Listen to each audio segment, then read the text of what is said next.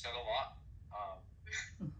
You said a lot. You said that, the thyroid's important, and it's important to recognize the reverse T3.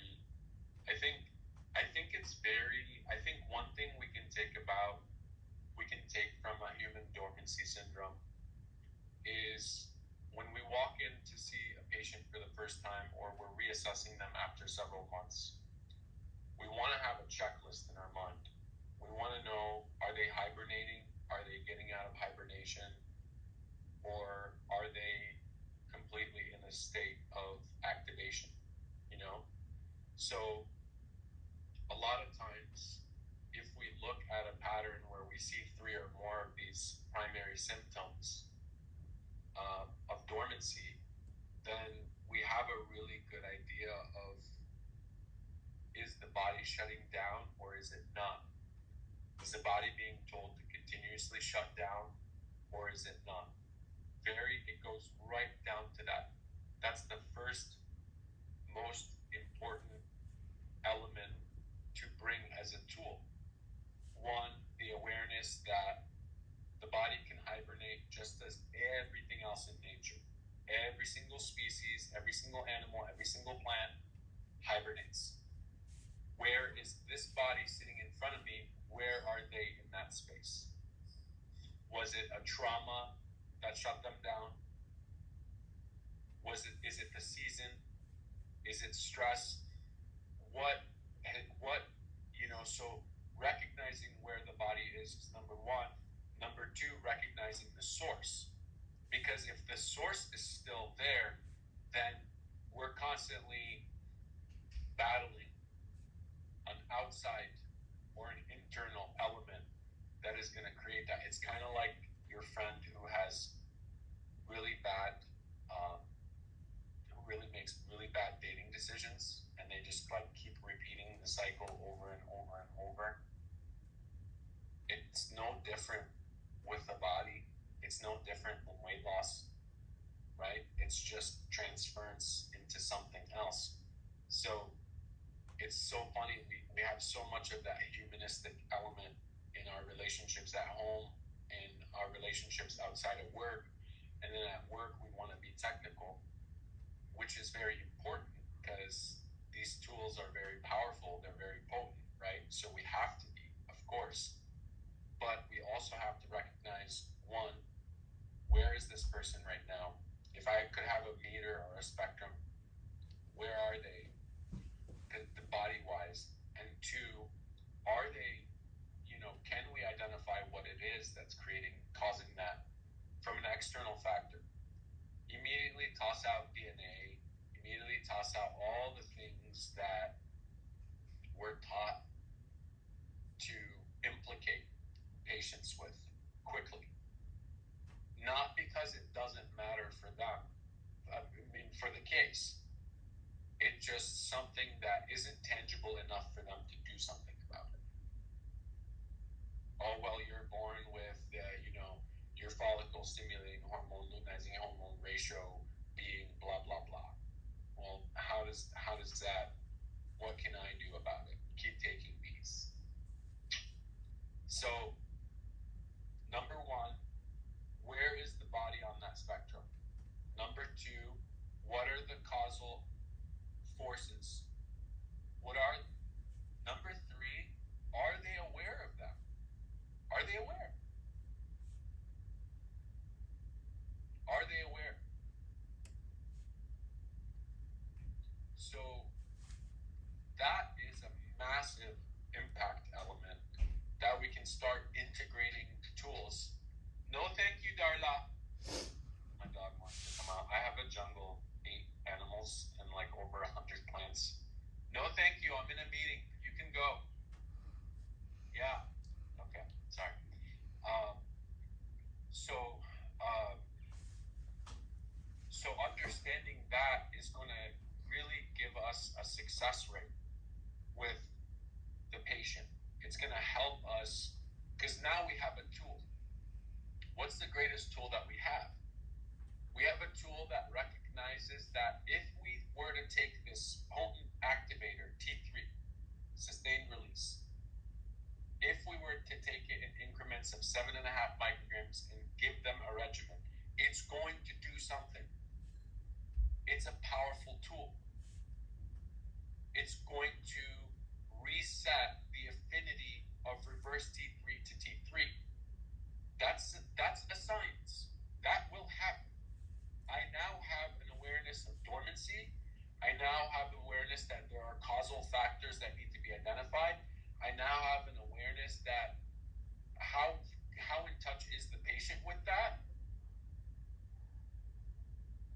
And I now have a tool to help them reset that. And I also have an indicator that if I give them any kind of armor thyroid or combination thyroid, anything with T4, and they go, they get a massive reaction through the roof, or you start to see like their immunoglobulins for their thyroid, all the markers of like, oh my God, they're shooting through the roof. These antibodies the body is just like attacking. Boom, dormancy. You pissed off a bear. Those are facts. Those are beautiful facts that can be utilized as tools. And we don't have to memorize anything, right? Does that make sense? Yes, no, maybe so. Did you have your Wheaties this morning? Am I talking to myself? Okay.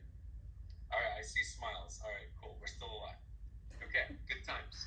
So now we think about thyroid, and we think about its role, and we say, okay, well, like, where is this happening? It's happening in the lymphatic system. Why is that important? Why is it important to now have an awareness that so much of these nerve responses impact the gut? So now it's like I have neurotransmitter responsibilities. I have to be aware and conscious of these neurotransmitters, and now I have to be aware and conscious of the lymphatic system, right? Because now I need to understand, like, where do I begin on the map? Canada, the United States, like, I need the country. I need to understand a high level, where do I want to look? Because you have the metabolic pathways, the lymphatic pathways, and the intracellular pathways. Because when we see these patients, these three dynamic platforms are happening simultaneously, and then we have the central nervous system. We have 4 pillars to work about. None of them can be ignored. They can't be. Right? Oh, I'm giving you progesterone, you're going to feel calm, and everything's going to be good. Well, what about gamma-aminobutyric acid? What about the inhibitory and excitatory neurotransmitters? What's happening? What is responsible for that? Right? That's why it's so important to understand the different tools that we have and the different adaptogens that we have. They're like little cheat sheets. Our supplements and our main product, they're like cheat sheets for us, They're there to help out. They're there to be like, okay, you know what? Stress reset's going to work on 3 of these pathways. It's micro-dosing daily. We're going to hook them up. That's the whole point, is like arming ourselves with specific tools so that when we can see our patients, we can work with them. Why do I bring up all these systems? Well, because everything in the body works in ratios. It's all patterns. It's all Fibonacci sequences of patterns and numbers, right? It's all patterns. It's all in ratios. Every single hormonal pathway operates with a ratio of something else, directly and indirectly. It's given.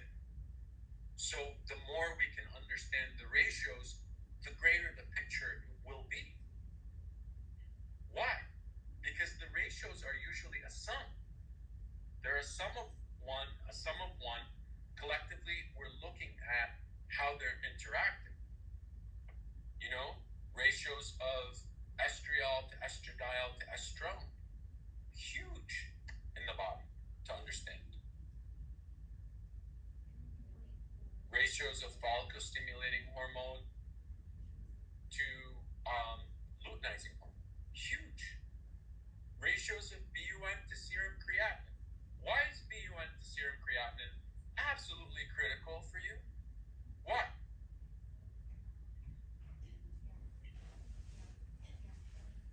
And tune in the Jeopardy music line. Why? Why is it important? Why? It's just assessing kidney function. That's one of your filters. So if you're, obviously if you're having issues with your kidneys, that tells a lot about your hydration status, but then it also tells about your ability to excrete and get rid of waste. So that's important. Yeah.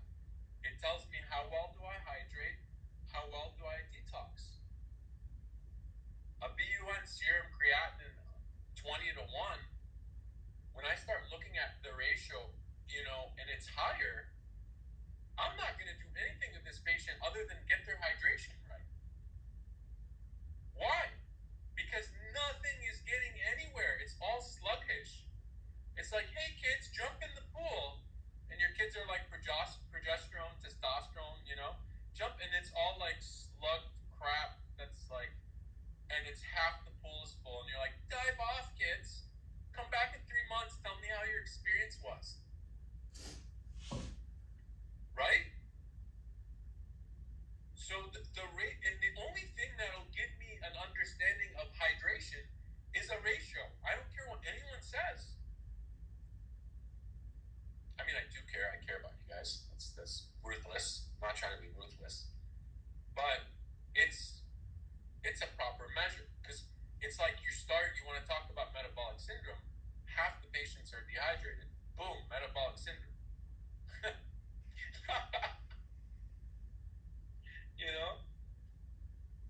Tell the kids to come out of the pool after. See what happens. See if they like it. It's like we have to utilize tools and just to understand them, not to immediately try to diagnose something, try to fix something. We just want to understand them.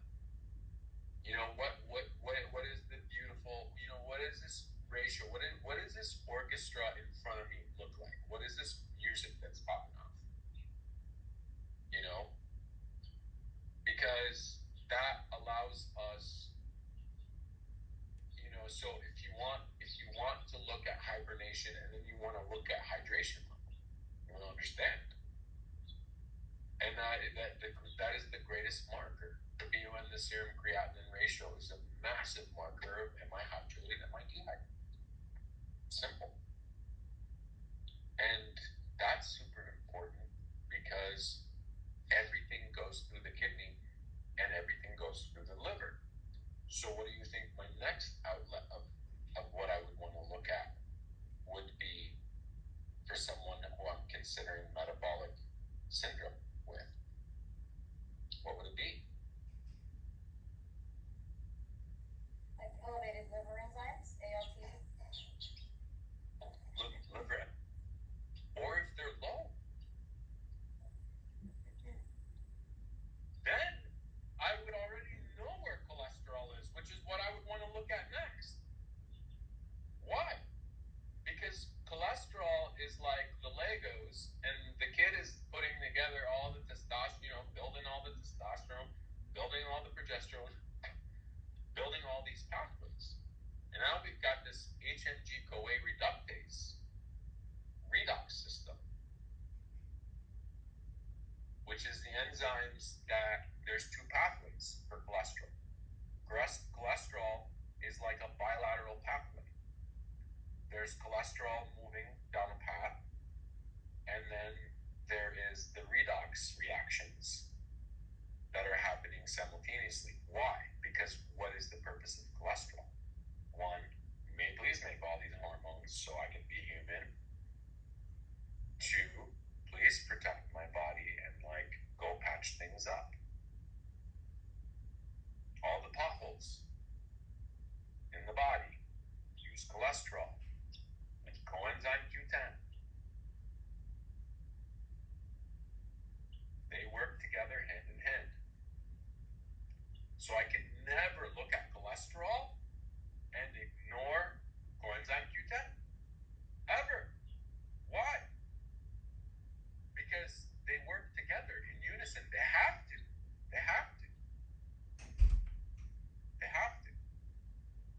It's always like it's a 2-pronged approach for that pathway. So now let's go backwards. Like, I'm hitting the rewind button, right? And we're going and going. You know, someone comes in and they look like a bear and they're hibernating. And I'm gonna go, ooh, they might be hibernating. Check off, ooh, they have 4 of these symptoms. Oh, okay. Tell me about blah blah blah. Ooh, okay. Your job sucks. Shouldn't have got married, but you did. Sorry. Okay, so we got all our triggers. Okay, very cool. Now what do we want to do? Well, we want to check the hydration level. We want to know, is this person hibernating and they're dehydrated? So I want to take a sneak peek at that ratio, and I want to look at their enzymes, and I want to look at their cholesterol. Because I'm gearing myself up to give them hormone therapy, to directly work with them on their metabolic syndrome. I'm helping them by understanding the consequences of what's happening in their body. Right? They're just tools. They're just tools. No one's created equally, but we can genuinely look at tools. We can look at tools all day long. And, and decipher when it's good to try something, when it's good. And a lot of times, metabolic syndrome is due to really, really shitty cellular respiration and dehydration. Because when the cell can't breathe, the muscles tighten up. The muscles tighten up, the blood pressure goes up. When there's restriction, the cholesterol can't get anywhere.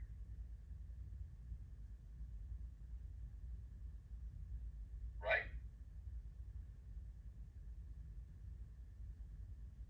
So I think we just went full circle with that, Christy. That was a nice little segue there. The birds agree. Yeah. So I think genuinely understanding how we can, wear our tool belt and like what tools we have to bring in. That's a good like memory check before we walk into the room. Like, what's in my tool belt for this patient? Or like, what tool belt? What do I need to go get?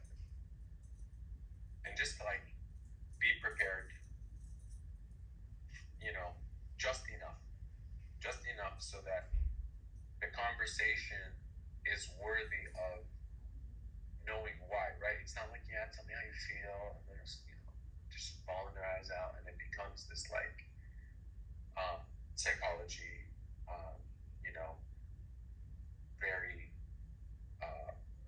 intimate response, but it's kind of like, oh my God, this is draining. Because it's like, what are we deciphering from that experience? Right? If we don't have a purpose for that experience other than them just being overwhelmed and like overflowing and breaking down in front of you because this was a safe space, then it becomes very difficult, because if it's unsaid, then there's this insane psychological attachment to you until you break their heart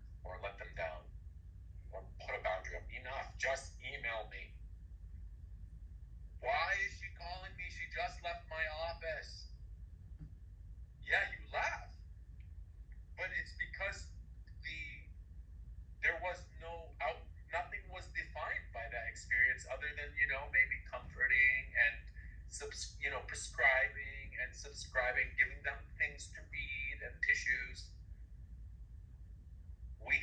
Yeah, and that immediately shifts where instead of that experience being theirs that they've been empowered to have on their own, it becomes because of you. And that's not something that is humanly possible unless you're married, unless you're best friends. I mean, maybe you can have like 5 people like that in your life. You could be special and have like 10 and have a lot of shit going on. No judgment here, really none.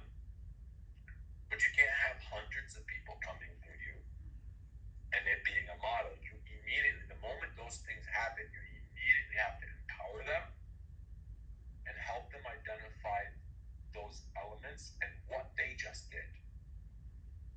Because you also need to know what's going to cause this again. David sent me this text, he's ruthless, and then he keeps sending it. You know, you're not, like, yes, hormones are great. Yes, metabolic fasting is great. Yes, you know, getting them out of hibernation. All these things are great. And then there's the human experience. And then there's the boundary that is required between you and your patient. It is so important to let them know that they're feeling something or they're having a connection right now with you because of what's activating in them, and they're just trying to put it somewhere. And you're the closest thing to them. Does that make sense? So less babysitters club, more self-empowerment. Say that with me. Less babysitters club, more self-empowerment. And you won't be as drained because you don't have to receive all those experiences yourself and go, oh my God, that story, and then just like, everybody get away from me, you know? Or better yet, I'm just gonna smash this burger right now because I heard it. Whatever it is, no judgment here, but it's because we're so close in how we're provided, like being providers. We're so close, right? We're so close. We're creating that intimate space.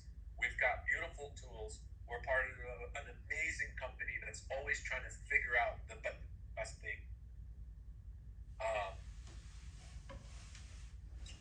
So it's really important to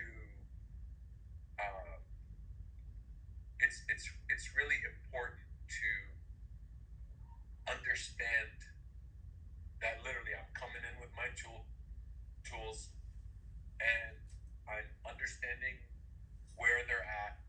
I'm helping them create that awareness. When they have an outlet, I'm immediately giving it back to them.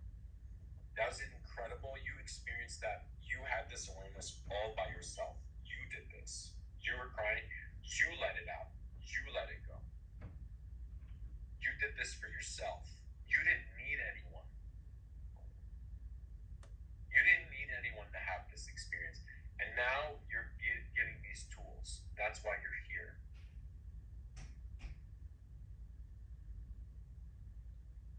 You want to be able to give them the experience back immediately, and they will be 10 times more compliant in what you want them to do next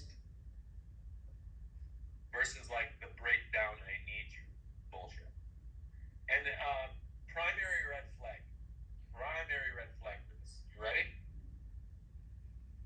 You walk into a room, new patient, you got their list, they got their shit together, and you know, it's all in there, bah, bah, bah, bah, bah, bah. My great grandmother had blah, blah, blah, right? I mean,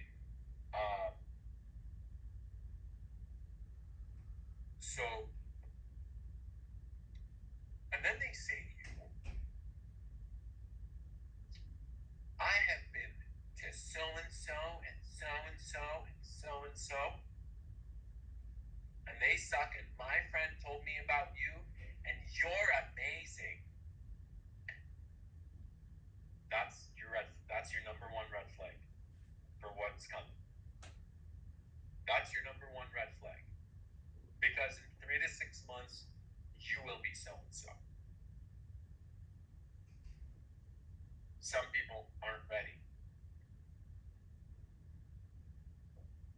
because they came to you and basically said, I give up all my power and give them to my providers, and then they break my heart. I divorce them and move on to the next.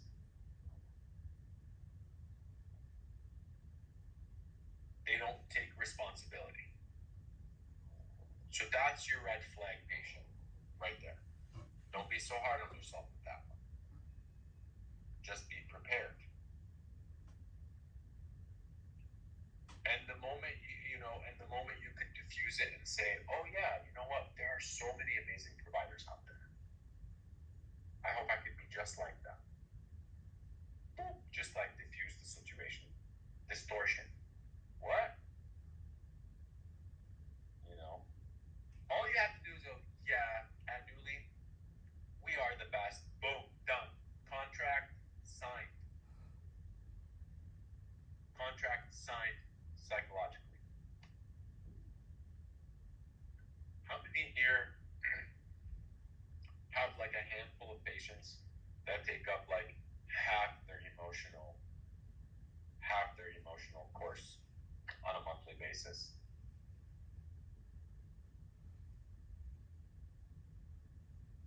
Already scratching their necks and twirling their hair.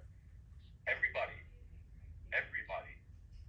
So then it's like, how can we have the capacity to take care of everyone, to do a great job with everyone? And I bring that up because so much anguish psychologically for you is the patients that don't work out, the ones you have to deal with. And a lot of that is because you don't have the awareness actively, consciously, of where they're really at. So it comes back to you. So now that you understand that, I want you to know that the moment they break down and they cry and all these things, literally, if it doesn't come back, if it doesn't come to them, it's going to come to you.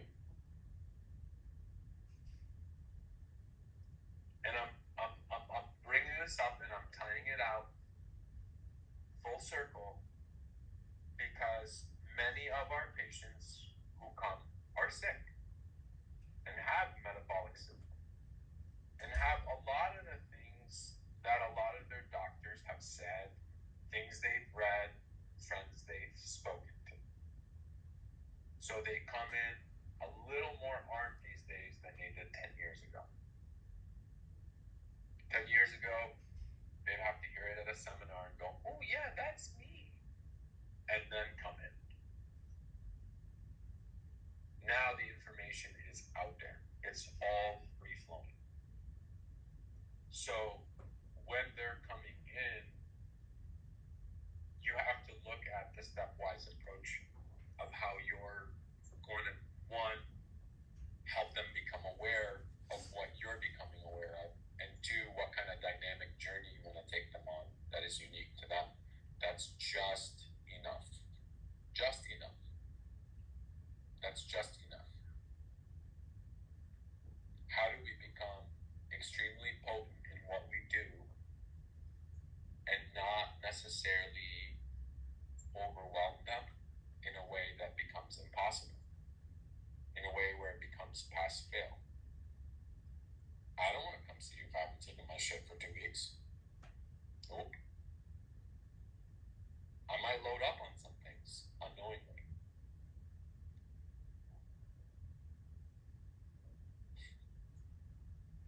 You know it, Samantha. You know it.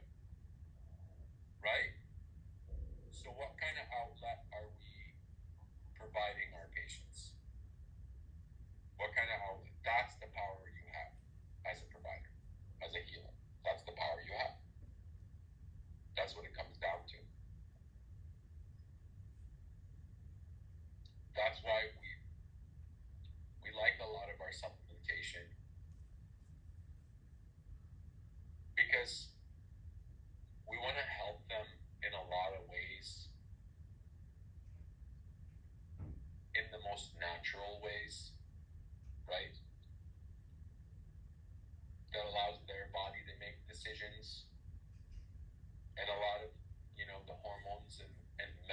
medicines, natural medicines we give that are very potent.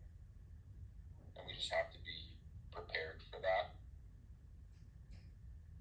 And we can see a lot of trends and a lot of patterns, and they help us when we start to get like really fun tools. Every provider has like that one or two love to give or prescribe or go, I give this to all my patients. You have to take ABC. And that's a power. But like, let's kind of add one or two of those every year. Get a little more comfortable with equipping ourselves, right? I mean, that's the fun. That's the best part of why we're doing this, is like being able to sometimes take a little step back. That's why I wanted you to have the human dormancy exercise. I fully am aware of how distorted it is. Fully aware of that, which is why I wanted to give it the time that it needed, to not rush it. Because sometimes we have to learn how to savor things as providers. We have to like let things linger and sit and connect all the dots within what we know, because we know a lot of shit. We study a lot of things. We get excited about a lot of things. Christy came in blazing with metabolic syndrome today. You know, and that is very powerful. It's very powerful. And it's a lot, and it's very powerful to take it, put it in front of all the other tools we have and go, how do I want to use this now? Because insulin is a very big deal. Free glucose is a very big deal. A lot of what we do with metabolic fasting targets the insulin. A lot of what we do with our meals targets the insulin. So insulin is a very big variable for us. And now we're becoming intimate with how it's connected and related in all of the metabolic pathways. So I have homework for you. I want you to do a little digging. You're like, great, like we have time. Okay. I want you to do a little digging, and I want you to investigate what happens cellular respiration when it's poor or healthy or incredible. When we target cellular respiration, what happens to insulin? That's insanely pivotal to what we're doing. Insanely pivotal. And why am I going about it at the cellular respiration level?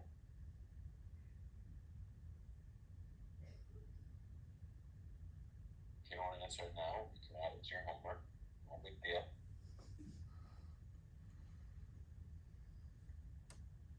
Because now we're moving into the intimacy of the intermittent fasting. Now we're moving into the intimacy of like the interrelationship of these pathways. You know? Now we're getting somewhere really, really solid, because what, 9 out of 10 patients come through have this metabolic syndrome.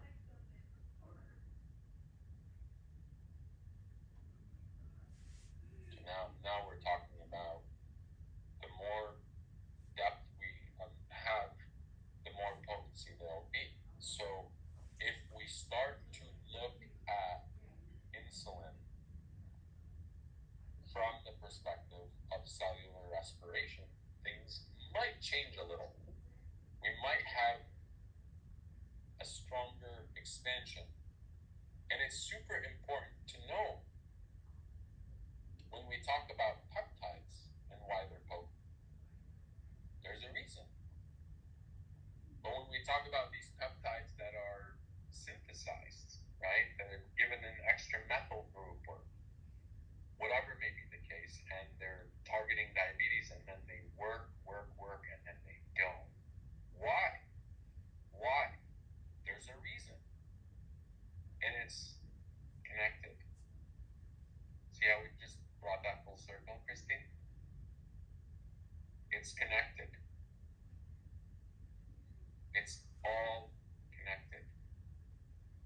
So this is genuinely your homework, because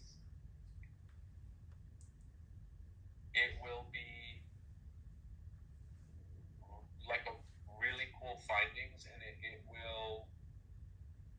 might shift a little bit how we're doing things, but in a good way. You might also realize you have tools already for that. So instead of me saying, oh, here's the tool, I want you to come to the tool this time. So I want to learn from you the next time we connect. Remember that, because last time I said that. So I'm telling you very clearly today, I would love for you to teach me the correlation between cellular respiration and insulin.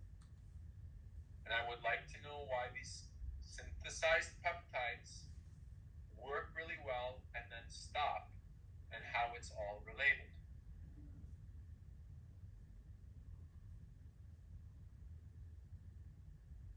Is that fair? You guys are so quiet today. That must be a good sign, right? That must be a good sign. No, no one's checked their phone in a while. That's nice. I'm teasing you. All right, I'm going to open it up to questions, comments, concerns. I know Eric's on the line. He's got a beautiful emoji. Well, thank you.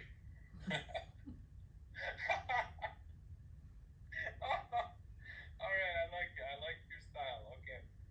All right, that's So I'll leave it open.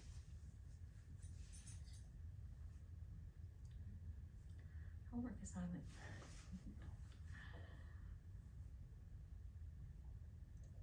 Which is good. Nobody has a question. Okay. So when patients kind of meet their goal, with the peptides, the semaglutide, do you think it's important just to taper them down? And then I've heard of another clinic here in town that's having them take oral peptides after they, when they meet their goal to continue. Do you think that's necessary? I think that your homework is going to reveal a lot. Okay. Nice try, Brenda. I can't wait to find out. I just wanted to. Touche, Brenda. Touche. Yeah, I'm just looking at our competition in town, because we have a wife that her husband's getting his peptides from his hormone place. She's going with us, so. Yeah. And this really gets, this is really beautiful, because this will take us down some form of a peptide regimen, and it will be coming from the collective as providers, and it'll come from the source of the why, and it'll allow us to build on our weight loss program. I mean, that's the whole point, right? Is to arm ourselves with the best tools out there. And this is what's going to happen from this. This is exactly where we're headed.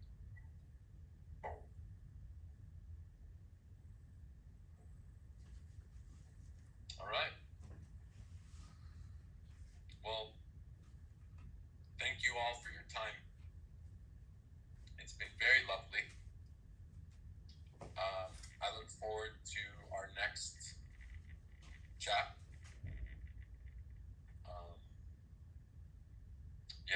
And I'm super grateful to have these conversations with you. I think they're very pivotal. Are we gonna read it? Do you want to say something? Okay. All right. I think That would be it. I appreciate it. Thank you, everyone.